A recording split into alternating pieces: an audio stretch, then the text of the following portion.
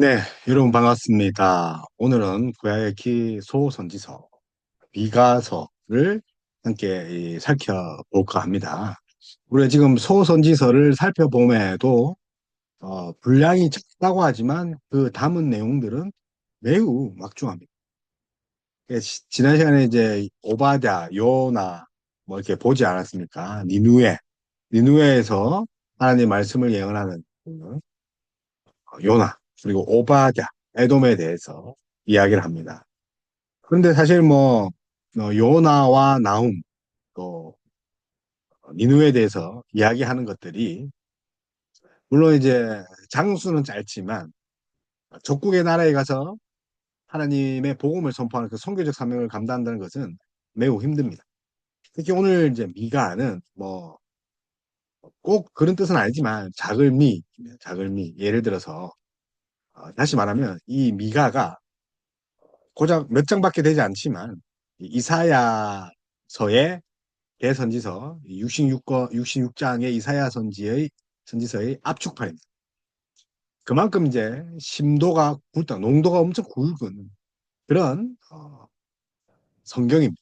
그래서 만만하게 볼 게 아니라 이것을 통해서 하나님 뜻이 무엇인지 한번 살펴봤으면 좋겠습니다.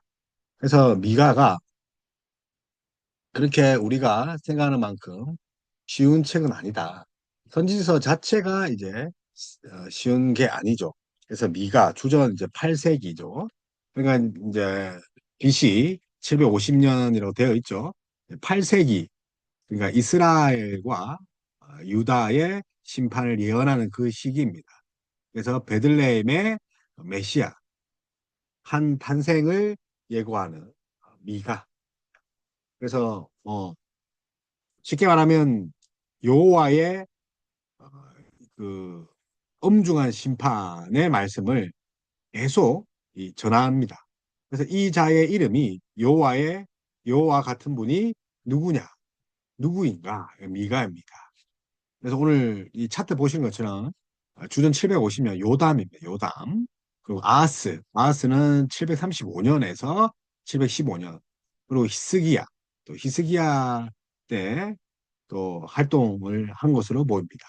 그래서 통치하던 그 시절에 아마 그 예언 활동을 했는데 아모스 그리고 호세아보다는 후대에 활동한 것으로 보입니다. 이사야보다는 나이가 또 어린 것으로 보이고 또 사마리아의 또 멸망에 대한 예언을 볼 때 미가의 사역이 722년 정도.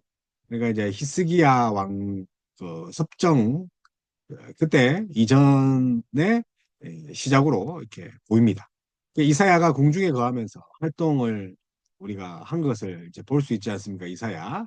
그러나 미가는 궁중이 아닌 또 예루살렘 남쪽 그리고 서쪽, 남서쪽에서 약 40km 떨어진 지점에 그 모레셋이다. 모레셋. 그 마을의 출신으로 평민으로서 또 활동을 한 것으로 보입니다. 그래서 이사야와 미가는 종교적인 이 죄에 대해서 지적하지만 둘 다 지도층의 사회적 불의와 또 정의와 공의를 세우지 못하는 것을 비판한 것을 볼 수 있습니다. 그런 의미에서 미가 또 작은 또 뭐 우스갯소리지만 작은 미에서 어, 이사야의 작은 이사야 뭐 그렇게 보시면 됩니다. 그래서 뭐 폄하하는 것은 아닙니다. 예, 압축판이라는 거. 또 유다의 또 아모스라고 불립니다. 유다의 아모스. 그래서 미가는 이스라엘과 유다가 경제적으로 풍요롭게 살면서도 영적으로는 타락한 시대를 그런 살았던 인물입니다.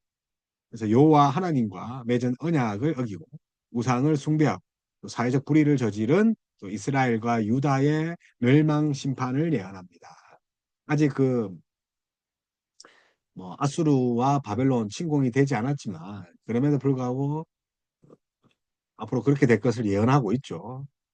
그러면서 이제 교차적으로 다윗의 계복, 다윗의 집, 또 다윗의 씨 이런 왕을 통한 예루살렘의 회복 이런 것들을 동시에 예언합니다.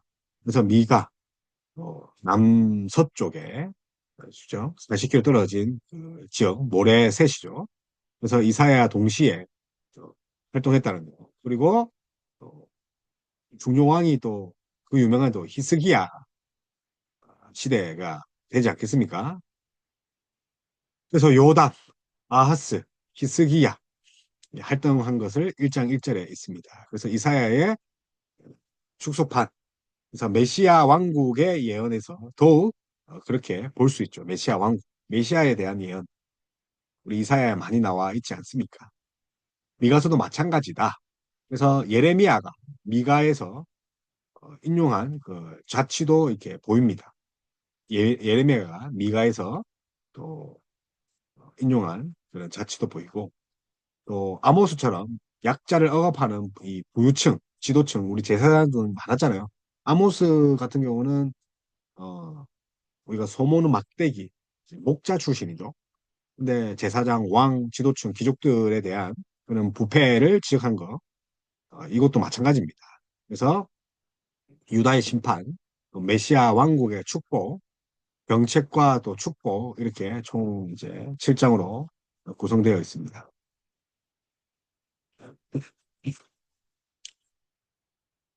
그래서 1장에서 3장 남북 이스라엘의 불의에 대한 고발과 심판, 또 지도층의 불의, 또 시온의 멸망에 대해서 이야기를 하고 있고 4, 5장은 또 구원과 민족들의 또 시온 순례 예언, 메시아 4장, 5장을 이야기하고 있습니다. 그래서 이제 1장을 보시면 사마리아와 유다의 심판입니다. 유다의 심판. 그래서 유다의 왕들 요담, 아하스, 히스기야 시대의 모레셋 사람 미가에게 임한 여호와의 말씀 곧 사마리아와 예루살렘에 관한 묵시라 하면서 1장을 엽니다. 그리고 8절에서는 이러므로 내가 애통하며 애곡하고 벌거벗은 몸으로 행하여 들깨같이 애곡하고 타조같이 애통하리니. 자, 이제에서 2장에서는 범죄 형벌이죠. 그래서 압제 않은 제약을 경책합니다. 그래서 야곱아, 내가 반드시 너희 무리를 다 모으며 내가 반드시 이스라엘의 남은 자를 모으고 그들을 한 초소에 두기를 보스라의 양떼같이 하며 초저의 양떼같이 하리니 사람들이 크게 떠들 것이며. 그래서 범죄에 대해서 형벌에 대해서 이야기를 하고 3장에서는 지도자, 이스라엘 지도자의 이 잔인한 또 이런 범죄 사항을 지목합니다. 그리고 사장에서는 구원의 예언을 하지 않습니까? 성민과 그리스도의 왕국에 대해서 하고 있습니다. 남은 자들.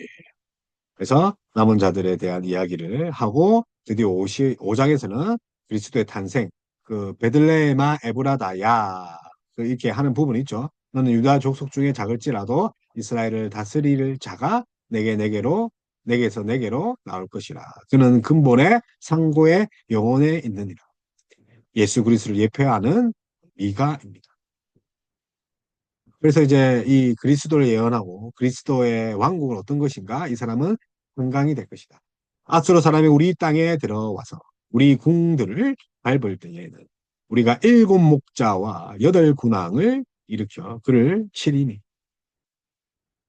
그래서 이제 사마리아와 예루살렘에 대한 멸망을 예언으로 시작한 것이 지금 5장 그 후반부로 가면서 메시아로 이어집니다.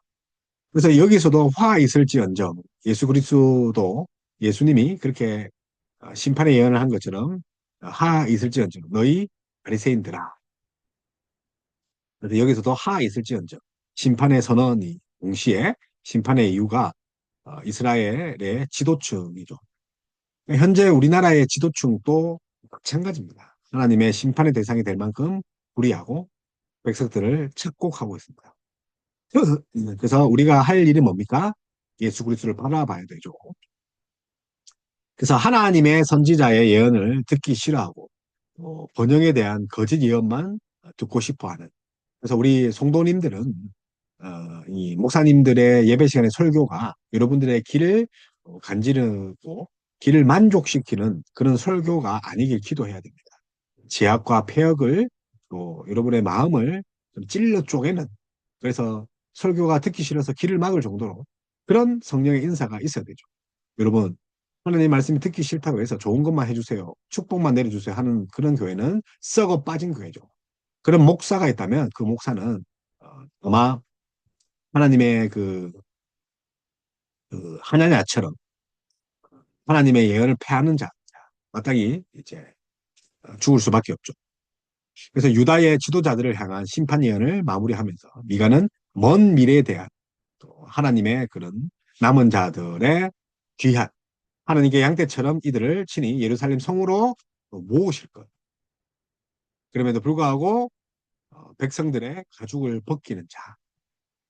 엄청 잔인하죠. 누굽니까? 지도층입니다. 종교 지도자들도 함께 있습니다. 예배를 드린다. 또 예배를 인도자 한다면. 하지만 결국은 가죽을 벗기는 자들. 부산에 이제 자살한 또 어떤 고등학교에서 자살한 요고 세 명이 있었는데 그것들이 선생님의 성추행으로 이렇게 이제 이유가 밝혀지는데 기사가 점점 덮어지고 있죠. 그런데 그 학교도 이제 미션 스쿨입니다. 채플이 있는데 어, 그곳에서도 정말 하나님의 공의와 정의를 선포해야 되는데 불구하고 예, 악의 대변인으로 그렇게 한답니다. 네. 그래서 이제 가죽을 벗기는 자들 누굽니까? 올해 저 우리가 살고 있는 이 시기에도 그런 자들이 있다는 거죠. 속히 하나님이 심판하셨으면 좋겠습니다. 또 하나님 말씀을 대변할 자들이 악의 편에서 쓰는 그런 자들이 하나님 심판을 꼭 받았으면 좋겠습니다. 그래서 여러분 목사들이 여러분의 죄악들과 패역함을 지적할 때에 회개하는 마음으로 탄식하는 마음으로 나와야 됩니다. 그래서 회개의 공고가 6장에 있죠. 그래서 여호와의 행하신 의로운 일을 이스라엘의 모름에 대해 꾸짖으십니다. 모르쇠 하면 안 되죠. 그래서 하나님은 우리의 불의를 지적함으로써 돌아오길 바라는 거죠. 그래서 미가 시대에 동시에 살겠던 이사야 또 예언과 비슷합니다. 왕족에 대한 왜냐하면 왕족 출신이니까 부패를 누구보다 잘 알죠. 자, 그래서 불의한 현실에 대한 그 선지자의 탄식이죠. 재앙이로다. 재앙이로다. 재앙이로다. 의인이 희소함을 탄식합니다. 재앙이로다. 나여 나는 여름 과일을 딴 후와 포도를 거둔 후에 같아서 먹을 포도송이가 없으며 내 마음에 사모하는 처음 익은 무화과가 없도다. 그래서 하나님만을 믿어야 된다.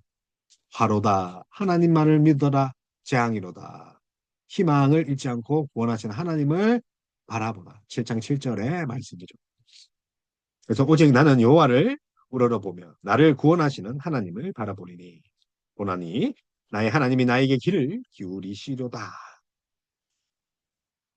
그렇게 7장에 용서와 구원과 또 예루살렘의 할배를 회복을 이야기합니다. 그래서 이제 미가에 임한 여호와의 말씀 그리고 여호와께서 나타나심 그리고 예언을 둘러싼 논쟁들 화 있을지언정 우리 귀족들에 대한 하나님의 심판이에요.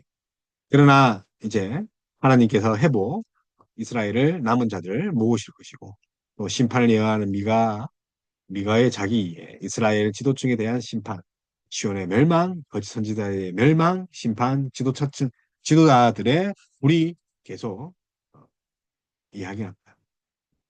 그래서 다윗의 이 자손의 메시아가 5장에서 회복할 것이다. 그죠? 그래서 베들레헴에 또 작은 고을에서 메시아가 날 것이고 또 아수르로부터의 구원도 예언하시고 이방의 무기와 우상을 멸하실 거다. 하나님은 희망으로 마치죠. 불의와 현실에 대한 탄식, 하나님에 대한 희망을 고백합니다. 그래서 여러분 지도층의 불의, 고발, 심판, 회복, 정의와 인애 실천하는 곳이 어딥니까? 교회입니다. 여러분 교회에 나오실 때 하나님의 정의와 인애가 실천하고 그리스도가 우리를 남은 자들을 모으시는 곳이기에 거룩하게 오셔야 됩니다. 정말 예배 거룩하게 들으셔야 됩니다. 그래서 미가는 아모스의 경우처럼 사회적 약자들을 압제하고 또 괴롭히는 지도층의 불의를 고발하고 또 이들에 대한 심판과 예루살렘의 멸망을 예언합니다. 그래서 미가의 예언은 바벨론에 의한 예루살렘의 멸망으로 성취됩니다. 그러나 여기서 끝나는 게 아니죠. 비록 백성들은 하나님의 언약을 여기서 결국 심판으로 당하면 안 됩니다. 심판으로 끝나면 안 됩니다. 라고 하면서 하나님은 끝까지 아브라함과 다윗과 그 맺은 언약을 기억하시죠. 약속이죠. 다윗의 후손 메시아를 통해서 시온과 예루살렘을 회복시킬 것이다.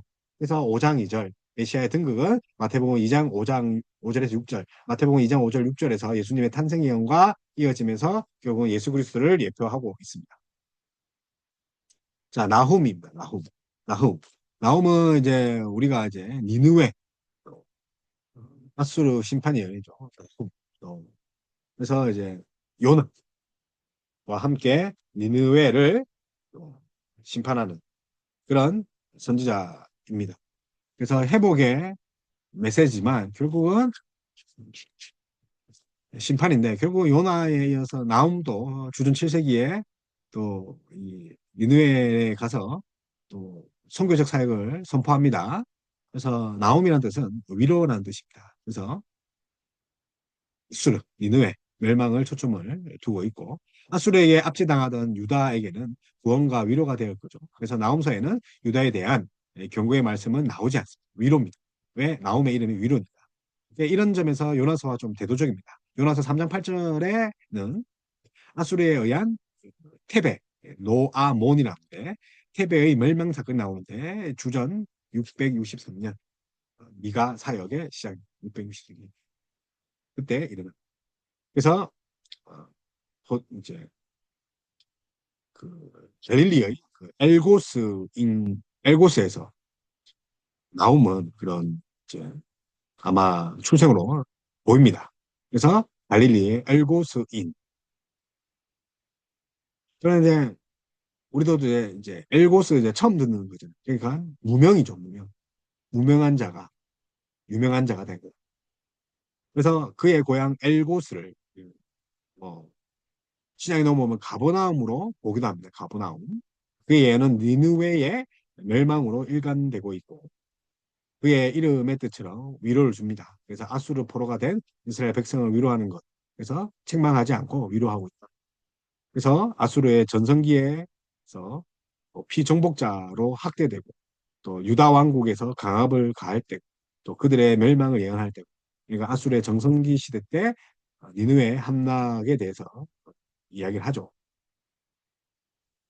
그래서 참 쉽지 않은 사역입니다. 나움의 활동은 시기가 니느웨 함락해인 주전 612년 사이일 것으로 이제 보입니다. 왜냐하면 이제 예레미야, 스바냐 등의 아마 이제 동시대 이 내용들이 나오기 때문에 예레미야, 스바냐 그 시대를 봅니다. 아마도 아수르의 지막 번성기를 이룬 아수르바 나팔 그죠? 지막 정성 시대 아수르바 나팔 시대 왕이죠. 말기에 활동한 것으로 보이고 이때 문하셋 요시야 왕이죠. 그래서 유다가 아수르의 그 봉신으로서 많은 압제를 당하고 있죠. 그래서 나훔의 그 담대한 예언은 위험할 수도 있죠.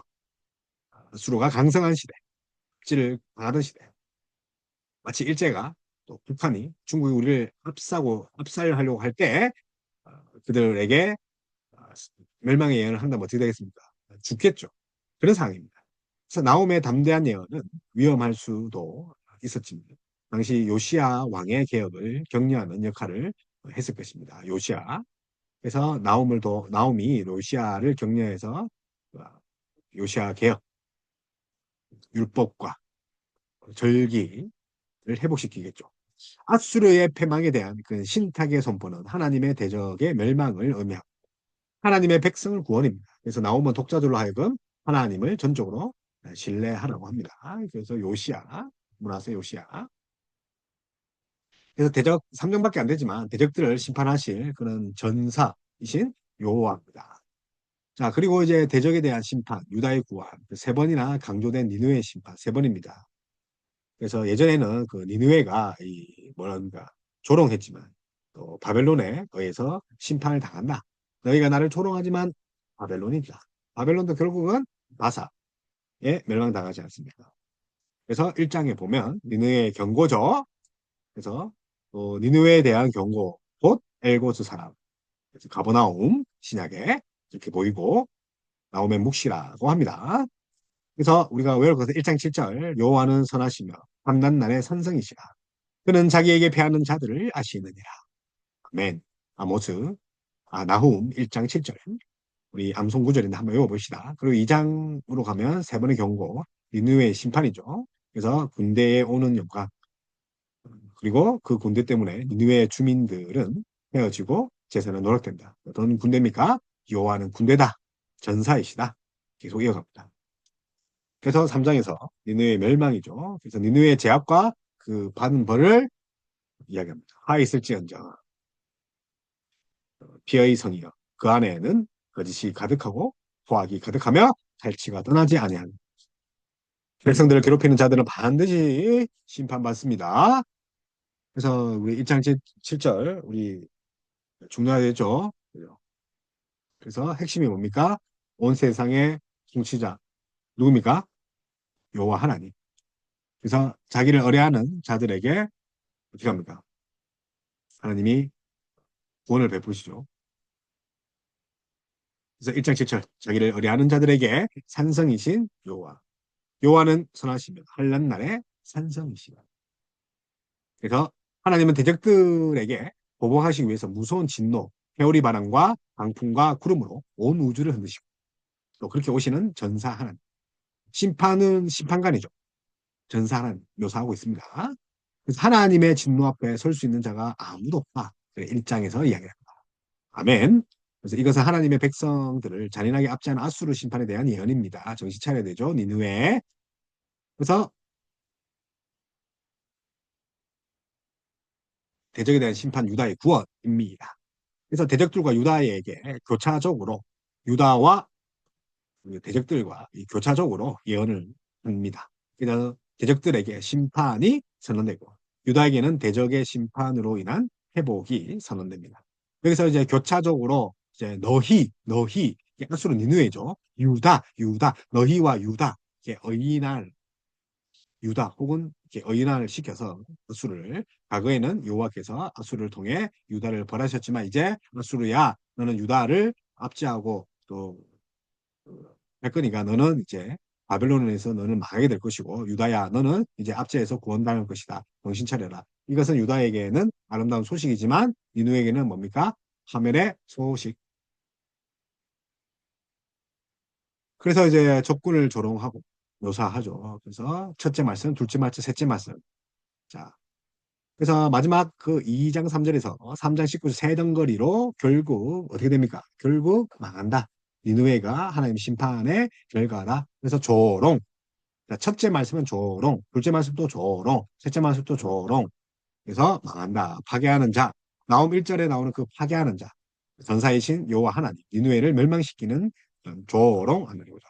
그래서 사자의 굴로 비유합니다. 사자의 굴. 그래서 지도자들이 수치를 당할 것이고 과거의 영광 부귀를 잃을 것이고 사자의 굴로 이렇게 니누웨의 비참함을 조롱합니다. 그래서 하나님께 또 대적하는 자는 반드시 공의하심 정의를 행하지 않는 자는 반드시 사자의 굴과 같습니다. 굴과 같을 거예요. 반드시 찍혀 나갈 것입니다. 그래서 화 있을지언정 피해 성 심판 그죠? 또 음녀 바벨론 뭐 이렇게 음녀들을 뭐 제약들이죠. 그래서 이제 니느웨의 대적이신 누굽니까? 여호와 전사, 여호와 하나님의 말씀은 많은 재물과 힘으로 결국을 미혹하는 음녀 같은 니느웨, 음녀 같은 니느웨, 아수르 벌거벗겨 수치를 당할 것이다. 그래서 7절은 그 마지막 7절은 3장 7절이에요. 2장 10장 2장 10절처럼 니느웨의 항폐함을 선언하며 니느웨를 위하여 애국할 자가 없음을 이야기합니다. 그래서 고칠 수 없다. 3장에 고칠 수 없는 심판. 내 백성은 메뚜기 같고 너의 장소들은 큰 메뚜기 떼가 추운 날에 울타리에 깃들여졌다가 해가 뜨면 날아감 같으니 이는 그 있는 곳을 알 수 없도다. 아수르 왕이여 내 목자가 자고 내 기종은 누워시며 내 기족은 누워시며 내 백성은 산들에 흩어지나 그들을 모을 사람은 없도다. 너의 상처는 고칠 수가 없도다. 없고 내 부상은 주하도다.